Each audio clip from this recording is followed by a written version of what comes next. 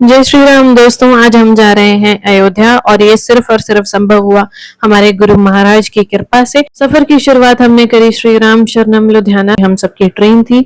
हम करीबन करीबन 30 लोगों का ग्रुप था। तो हम सब बहुत ही ज्यादा एक्साइटेड थे क्योंकि हम उस जगह जाने वाले थे जो हमारे आराध्य श्री राम जी की पावन भूमि थी। तो हम सब ने ट्रेन का सफर बहुत ही ज्यादा एंजॉय करा। रास्ते में हमने बरेली में रुककर झुमका गिरा रे बरेली के बाजार में गाया और कुछ फोटोज भी क्लिक करवाई हमने। और फिर हम वापस चल दिए अपने सफर पर। और रास्ते में टाइम पास के लिए हम सब तंबोला लेकर आए हुए थे, तो सबने तंबोला के लिए बहुत मस्ती करी हमने और बहुत लोगों ने चीटिंग भी करी। और यहाँ मेरे पतिदेव, जिनको कोई इंटरेस्ट नहीं था खेलने में, वो अपने मजे से फोन चला रहे थे, जो कि वो हमेशा चलाते हैं। और फाइनली फिर हमारा टाइम आ गया रुकने का, जो कि अगला दिन था। तो अगले दिन हम पहुंचे। सामान हमारे पास बहुत ज्यादा था, तो हमें काफी टाइम लग गया उतरते उतरते। और फिर हम फाइनली पहुंचे हमारे श्री राम की जन्मभूमि अयोध्या में। वहां पे हर जगह पर, हर दीवार पर इतनी सुंदर सुंदर पेंटिंग्स थी श्री राम और जानकी जी की। यहाँ शबरी की बनी हुई थी पेंटिंग, तो बहुत ही खूबसूरत पेंटिंग्स थी। तो हम सब वहीं एक आश्रम में रुके हुए थे जो राम मंदिर के पास ही था। फिर हमने वहीं पे आश्रम में ही स्टे करा। तो अगली सुबह हम बहुत ही जल्दी उठे क्योंकि हमें देखनी थी श्रृंगार आरती वहां पे। हमने पासेस लिए हुए थे वहां के। तो जब हम पहुंचे तो सुबह सुबह का वो शांत वातावरण और वो गलियां देखकर हमें सच में यकीन नहीं हो रहा था कि हम इसी जगह पे हैं जहाँ पे राम जी ने अपना बचपन बिताया है। इन्हीं गलियों में वो घूमे होंगे। मंदिर के बाहर ही आपको वेट करना पड़ता है थोड़ी देर के लिए, चाहे आपके पास पासेस हैं। बट ऑब्वियसली क्योंकि हम जल्दी पहुंच गए थे, तो इस करके हमें थोड़ा सा लंबा वेट करना पड़ा। तो हमने उतनी देर के लिए थोड़ा सा हमारा फोटो शूट करा। हम सब मन ही मन में जाप कर रहे थे उतनी देर, जितनी देर तक हमारी बारी नहीं आ रही थी। और फिर बारी आई आरती देखने की।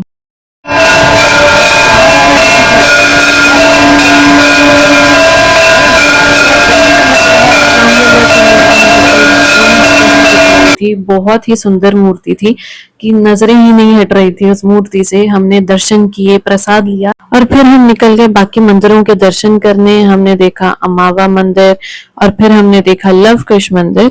बहुत ही खूबसूरत मंदिर थे, हर जगह मंदिर ही मंदिर थे और हर एक जगह पर हम प्रभु की महिमा का ही अनुभव कर रहे थे।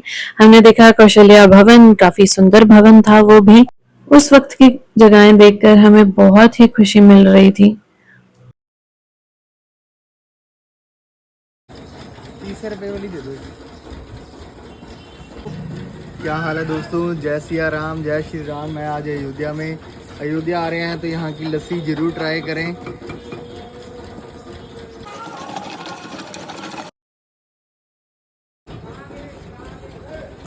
देखिए ट्राई, बहुत स्वाद है।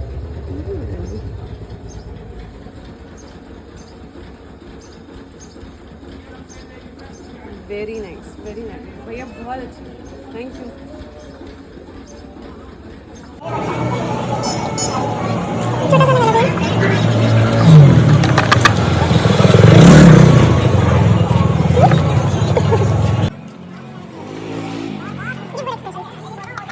फिर हम पहुंचे दशरथ जी का राजमहल देखने। बहुत ही सुंदर महल था और भीड़ भी बहुत थी, बहुत श्रद्धालु आए हुए थे। और फिर इसके बाद हम पहुंचे कनक भवन, अयोध्या का एक ऐसा मंदिर जिससे जुड़ी है बहुत ही सुंदर लव स्टोरी। कहते हैं प्रभु श्री राम और माता सीता का विवाह जब हुआ था, तो उनके विवाह के बाद माता कौशल्या ने अपनी पुत्र वधू, जो कि सीता जी हैं, उनको सुंदर स्वर्ण महल उपहार में दिया था। इसलिए इस भवन को कनक भवन यानी सोने का भवन भी कहा जाता है। यह भवन श्री राम और सीता माता के प्रेम और समर्पण का प्रतीक माना जाता है। यहाँ आकर आप ना ही केवल दर्शन करते हैं, पर उनके प्रेम को महसूस भी कर पाते हैं। और इसके बाद फिर हम चल दिए वापसी को, पर वापसी पे हमारा एक स्टॉपेज ऑलरेडी था। हम सबने करी थी कैब्स बुक और कैब्स के थ्रू हम पहुंचे सरयू नदी के घाट पर। कहते हैं ये वही स्थान है जहां प्रभु श्री राम सरयू के किनारे विचरण किया करते थे और अपने भाइयों संग स्नान व ध्यान में लीन रहते थे। राम की पैड़ी का निर्माण भी इसी भाव से हुआ है, जहां लाखों श्रद्धालु हर साल आते हैं, सरयू में स्नान करते हैं और अपने पापों से मुक्ति की कामना करते हैं। यहाँ स्नान करना सिर्फ एक परंपरा नहीं बल्कि एक आध्यात्मिक अनुभव है। जैसे ही आप इस जल में डुबकी लगाते हैं, मन शांत हो जाता है और आत्मा को शुद्धि का एहसास होता है। यहाँ शाम को होने वाली सरयू आरती एक अद्भुत दृश्य होता है। घंटियों की गूंज, दीपों की रोशनी और जय श्री राम के जय घोष से पूरा वातावरण भक्तिमय हो उठता है।